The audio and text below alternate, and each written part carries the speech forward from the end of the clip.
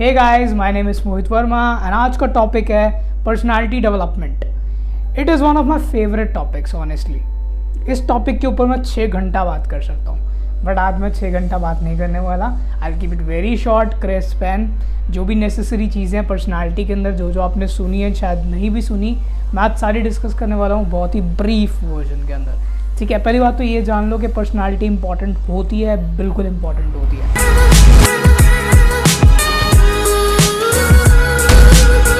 And it starts with the very first thing जो हम सबके माइंड में हमेशा आती है जब भी किसी इंसान को हम पहली बार देखते हैं या हर बार देखते हैं, and that is your appearance, your dress up. Appearance में बहुत सारी चीज़ आती है, और dress up, dress according to the occasion हमें हमेशा बताया जाता है, राइट।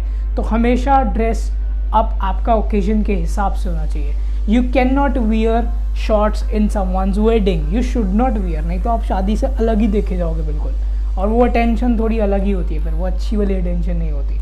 ठीक है, सेकेंड थिंग इज अपीयरेंस में और क्या आ सकता है, your hair should be well combed, okay, you should have a great focus in that particular thing. So आपकी अपीयरेंस बहुत मैटर करती है मेरे हिसाब से, सबसे पहली चीज़। ठीक है, हर एक चीज़, आपको ब्रांडेड कपड़े नहीं पहने, nobody is asking you to go to a mall and buy those expensive clothes, branded clothes. लेकिन अगर आप क्लोथ्स को सही तरीके से पहनना जानते हो, चाहे वो एक 100 रुपये की शर्ट क्यों ना हो, चाहे वो 500 रुपीज़ का ही ट्राउजर्स क्यों ना हो, whatsoever, doesn't matter at all. Okay, so prices से यहाँ पे कोई लेना देना नहीं है ड्रेसअप का, बट उसी चीज़ को कितने अच्छे तरीके से आप पहन सकते हो, that matters a lot, right. फिर वो चाहे ब्रांडेड हो भी या ना हो, तब भी लगेगा चीज़ के क्वालिटी, क्योंकि अपीयरेंस आपकी पहली चीज़ है जिससे आपको लोग जज करते हैं, और लोग ही नहीं, आपको खुद भी बहुत अच्छा फील होगा। ठीक है, ये मेरा पर्सनल एक एक्सपीरियंस रहा है कि जब भी मैं एक ड्रेसअप ओकेजन के हिसाब से ऑप्ट करता हूँ, तो मेरा उस ओकेजन के अंदर कॉन्फिडेंस लेवल 70% इंक्रीज हो जाता है ऑनेस्टली। ठीक है, मैं इसकी बात करूँ आगे जाके। नेक्स्ट थिंग जो सबसे ज़्यादा इंपॉर्टेंट है मेरे हिसाब से, वो है बॉडी लैंग्वेज। पर्सनालिटी डेवलपमेंट के अंदर बॉडी लैंग्वेज मैटर करती है यार। इतने टाइम से शायद आप नोटिस नहीं कर रहे थे, लेकिन अब आप शायद नोटिस करने वाले हो कि ये हाथ कैसे हिल रहे हैं, ये बॉडी किस तरीके से मूव कर रही है मेरी, राइट, फ्लेक्सिबल है या फिर मैं हिल डुल रहा हूँ ज़्यादा, व्हाट्सएवर। तो आपकी बॉडी लैंग्वेज ओकेजन के हिसाब से बहुत मैटर करती है। इंटरव्यू के अंदर आप नेल्स बाइटिंग कर रहे हैं इंटरव्यू से पहले, तो बॉस पकड़ लेता है। बॉडी लैंग्वेज किस हिसाब से आपने किसी का डोर नॉक किया, बॉडी लैंग्वेज, राइट। जब आप एक दूसरे से कॉन्वर्सेट कर रहे हो एक दूसरे के सामने, तो आप बार बार अपने बालों में हाथ फेर रहे हो। यू गर्ल्स की बहुत आदत होती है like to do this that, and boys की बुरी आदत होती है बार बार अपने बाल सेट करते रहना। तो थोड़ा सा वियर्ड लगना शुरू के लिए तो बहुत कूल लगता है, लेकिन बाद में बहुत वियर्ड लगने लग जाता है दूसरों के लिए, मेरे हिसाब से, राइट। तो बॉडी लैंग्वेज आपकी बहुत सही होनी चाहिए, ध्यान रखना इस चीज़ का। ठीक है, बहुत ज़्यादा डिटेलिंग अटेंशन नहीं देनी आपको, नहीं तो आप टॉपिक से ही आपका डीफोकस हो जाओगे, बट थोड़ा सा ध्यान ज़रूर देना। नेक्स्ट थिंग इज़ मेरे हिसाब से इज़ फर्स्ट इंप्रेशन। हम सब ने सुना है पहला इंप्रेशन, ठीक है, first impression is last impression, बहुत फेमस डायलॉग्स भी है मूवी का। तो फर्स्ट इंप्रेशन बहुत इंपॉर्टेंट है, क्योंकि मेरे हिसाब से अगर आप किसी इंसान से पहली बार बात कर रहे हो, पहली बार मिल रहे हो या व्हाट्सएवर, 5 सेकंड के अंदर आपका पहला इंप्रेशन जा चुका है, 5 सेकंड के अंदर। अब आप सोचो कि 5 सेकंड के अंदर एक सामने वाले के बारे में कोई क्या जज कर सकता है। सबसे पहली चीज़ तो appearance. Next thing is the way you से हेलो और the way you shake your hands, ये भी बॉडी लैंग्वेज का भी एक पार्ट है ये, the way you shake your hands, right. So it should not be like too rigid, it should not be like too strong, I would say, but it should be confident. Your handshake should be confident, I guess. It should not be like this, it should not be like that. Okay, some people what they do is जब भी उनसे हाथ मिलाने जाओ वो एक उंगली दे देते हैं। That looks so weird कि भाई खुद ही मिला ले रहे हो, कुछ लोग तो ऐसे होते हैं, but keep it very strong कि सामने वाले के अंदर एक वाइब्स जाए। ठीक है, next thing is first impression. जब भी आप किसी से हेलो कह रहे हो, तो अगर सामने वाले ने आपसे बोला हेलो, उसकी पिच एक दूसरी है, तो हल्की सी पिच आप बढ़ा सकते हो, अपनी नेचुरल टोन में भी रह सकते हो, ताकि एक सामने वाले को कॉन्फिडेंस आए कि यार मुझे हेलो का रिप्लाई मिला। कुछ लोग हाँ हेलो, ओके ठीक है, डजंट बॉदर टू मी, कुछ लोग ऐसे होते हैं। ठीक है, so try to ignore that. Okay, तो बॉडी लैंग्वेज, फर्स्ट इंप्रेशन और अपीयरेंस, 3 चीज़ें मैंने अभी तक बताई हैं। Next thing is last impression. अच्छा, इसकी बात कौन करता है, आज तक सुना भी नहीं था शायद हमने, ये भी मैटर करता है। लास्ट इंप्रेशन मैं आपको बताता हूँ, किसी भी इंसान से अभी आपका कोई भी रिलेशनशिप है या बिहेवियर है, आपका बिहेवियर प्रेजेंट मोमेंट पे उस इंसान के साथ डिपेंड करता है उसका लास्ट इंप्रेशन कैसा था। मैं दोबारा रिपीट कर रहा हूँ, किसी भी इंसान के साथ मान लो आप बहुत खुश हो या झगड़ा चल रहा है, वॉटेवर, डिपेंड करता है कि उसका लास्ट बिहेवियर क्या था आपके साथ। अगर वो लास्ट बिहेवियर अच्छा था, लास्ट इंप्रेशन अच्छा था, तो अभी आप उसके साथ अच्छे हो प्रेजेंट में। लेकिन अगर उसका लास्ट इंप्रेशन बुरा था तो शायद अभी आप बुरे हो उसके साथ। तो ये डिपेंड करता है। अच्छा, ये चीज़ आप पे भी लागू होती है। तो ऑलवेज ऑलवेज ऑलवेज आपका लास्ट इंप्रेशन बहुत अच्छा होना चाहिए। The way you know cut disconnect that call, the way you thank anybody, तो start thanking people at the end. ये मैं आपको बाद में बताऊँगा। Next thing is etiquette. Etiquette भी आता है पर्सनालिटी के अंदर, why not. The way you hold the spoon while eating your meal और your whatsoever, right? The way you hold the spoon, the way you hold your smartphone, okay, the way you hold your cell phone, the way you talk to anybody, और etiquettes, छोटी छोटी चीज़ें matter करती हैं। आप notice नहीं कर रहे बट सामने वाला कर रहा है, क्योंकि कहा जाता है किसी के वर्ड्स पे बहुत किसी का ही कम ध्यान जा रहा होता है, लेकिन उसके आईज पे ये वो चीज़ों पे ज़्यादा ध्यान जा रहा होता है। हो सकता है इस व्लॉग के अंदर आप मेरी बातें कम सुन रहे हो लेकिन मेरे एक्शन ज़्यादा देख रहे हो। ऐसा होता है एक कॉन्वर्जेसन के अंदर। सो नेक्स्ट चीज़ मैटर करती है, वो है एनर्जी। एनर्जी आपकी ऐसी होनी चाहिए कि आप रूम में एंटर करो ना तो वो आप पूरा रूम लाइट अप कर दो। मतलब आपकी स्माइल, आपकी वाइब्स, आपका ऑरा ऐसा होना चाहिए कि आप रूम में या किसी भी चीज़ में प्रेजेंस अपनी दिखाओ, चाहे वो एक कॉल ही क्यों ना हो, चाहे वो एक मीटिंग ही क्यों ना हो, चाहे वो एक इंटरव्यू ही क्यों ना हो, कुछ भी, चाहे वो इनफॉर्मल मीटअप और गेटअप क्यों ना हो, कुछ भी हो, ठीक है। तो आपको अपनी एनर्जी अगले लेवल पे रखनी है। इनफैक्ट आधी रात को भी आपको कोई कॉल करे तो आप उठा के बोलो, और भाई अभी कैसे याद किया तूने। सो you should be like that, you should not be lazy and lethargic. बहुत सारे स्टूडेंट्स, बहुत सारे यंगस्टर्स, उनके साथ ऐसा होता है और वो ये जान के ऐसा नहीं करते हैं। उसका एक कारण ये भी हो सकता है कि उनकी हेल्थ या फिटनेस कॉम्प्रोमाइज़ कर रहे हैं वो, तो इसलिए उनके अंदर से, बॉडी के अंदर से वो एनर्जी लेवल निकल कर ही नहीं आता, ठीक है। तो एनर्जी लेवल आपके अंदर हमेशा हाई रहना चाहिए ओकेजन के हिसाब से, ठीक है। एनर्जेटिक रहो यार, ओके। नेक्स्ट थिंग जो मेरे हिसाब से मैंने देखा, कम्युनिकेशन। ऑब्वियसली बहुत कॉमन टॉपिक है लेकिन बहुत इंपॉर्टेंट टॉपिक है। कम्युनिकेशन के अलावा पर्सनालिटी में और क्या ही आएगा, राइट? इंपॉर्टेंट है। सो कम्युनिकेशन आपका बहुत अच्छा होना चाहिए। हर मुकाम पे, हर पड़ाव पे आपको कम्युनिकेशन स्किल्स आने ही चाहिए। और कम्युनिकेशन स्किल्स एक ऐसे स्किल्स हैं जो आप दिन पर दिन नए नए लोगों से मिलकर, नई नई टेक्नोलॉजी के साथ, नई नई वीडियो देखने के बाद सीखते ही जाते हो, ठीक है। So you should have to be good in communication thing, चाहे वो पब्लिक स्पीकिंग हो, चाहे वो कुछ भी हो, ठीक है। जब मैं पहली बार स्टेज पे चढ़ा था, I was my legs were fluttering, my voice was fluttering, I was shaking up like this, like hell, okay.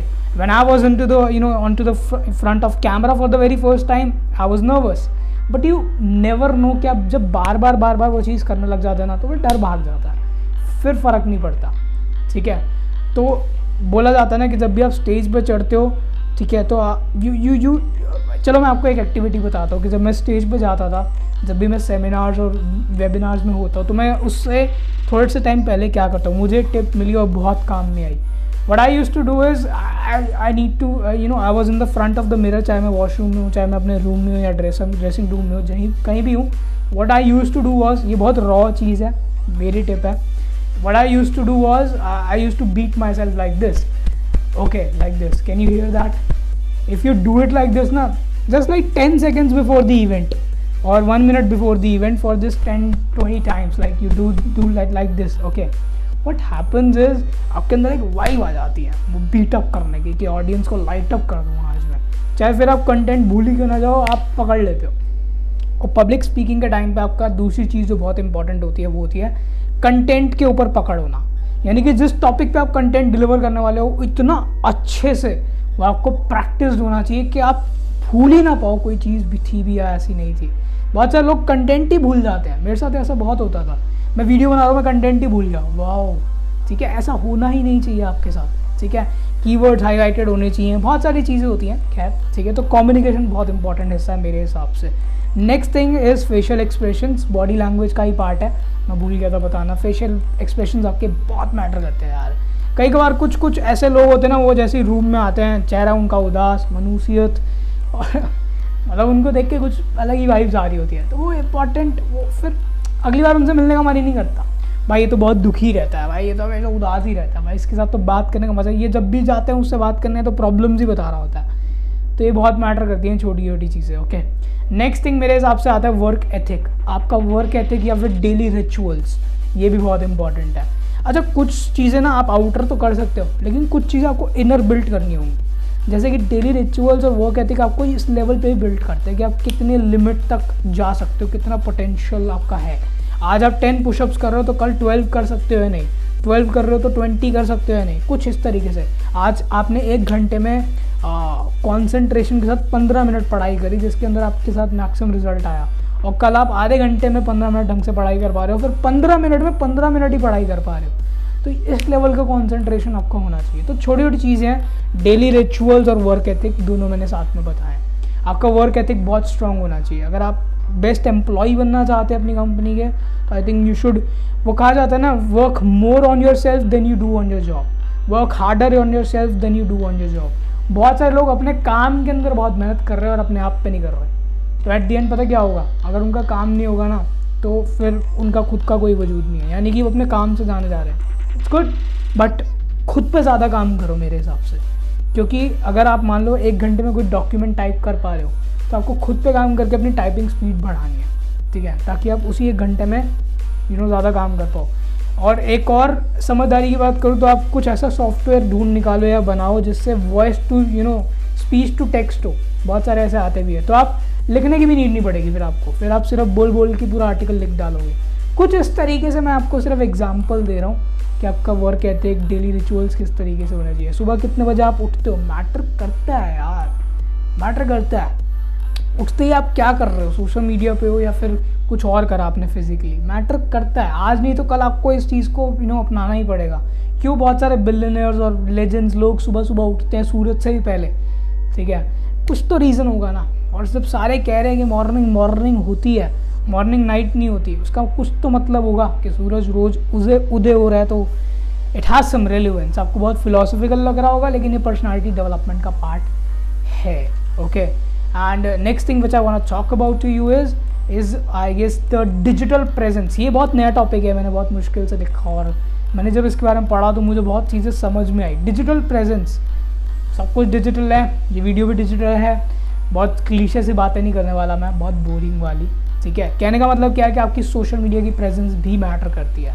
आपको सारी चीज़ें सब कुछ सोशल मीडिया पे शेयर करने की नीड नहीं है, अनटिल अनलेस सामने वाला रिक्वायरमेंट कर रहा है उस चीज़ की, राइट, गेटिंग माय पॉइंट। तो कुछ लोग हर एक चीज़, जैसे कि मान लो आप इंटरव्यू के लिए जा रहे हो, तो आजकल लोग ना आपका पेपर सीवीज नहीं देखते हैं, चार्ट्स। आजकल लोग क्या देखते हैं, आपके सोशल मीडियाज, आपका इंस्टाग्राम हैंडल, आपका लिंक्डइन हैंडल, बहुत सारी चीज़ें। तो आपकी डिजिटल प्रेजेंस बहुत अच्छी होनी चाहिए। तो आज ही जाओ और चेक करो कि डिजिटल प्रेजेंस आपकी अच्छी है या नहीं। आपको 4 लोगों ने टैग कर रखा है in a hookah party last night and you are going for an interview today, और वहाँ पे आपकी फेसबुक प्रोफाइल चेक हो गई। आई एम नॉट श्योर कि आपको जॉब मिलने वाली है नहीं, अनटिल अनलेस बॉस का भी वही शौक है। तो getting my point, so digital presence भी मैटर करती है पर्सनैलिटी डेवलपमेंट का हिस्सा। And the last thing which I want to say is, जो इसके अंदर पॉइंट आता है, इज ग्रैटिट्यूड। हमेशा इस फीलिंग को रखना अपने अंदर, दैट इज़ ग्रैटिट्यूड, थैंकफुल होना, ठीक है, धन्यवाद करना किसी का जिसने भी आज तक आपकी लाइफ में कहीं ना कहीं आपको मदद करी है। इस पर मैंने पहले भी एक व्लॉग बनाया था, राइट, ग्रैटिट्यूड, और कभी आगे भी आपको और चीज़ें बताऊंगा कि मेंटोर की क्या इंपॉर्टेंस होती है और बहुत सारी चीज़ें। तो बीइंग थैंकफुल एवरी टाइम, जब भी कोई कॉल डिस्कनेक्ट करना है, थैंक यू, कोई काम है, thank you please, thank you please.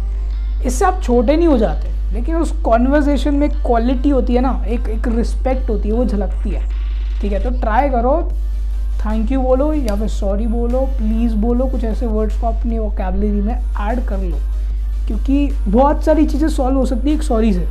आप क्या क्या एज्यूम करके बैठे थे, आपने एक सॉरी बोल दिया, सारा खल्लास, ठीक है, सब सॉर्ट, राइट। तो बीइंग थैंकफुल, ग्रैटिट्यूड, ठीक है। And at the end I want to say that it's you versus you.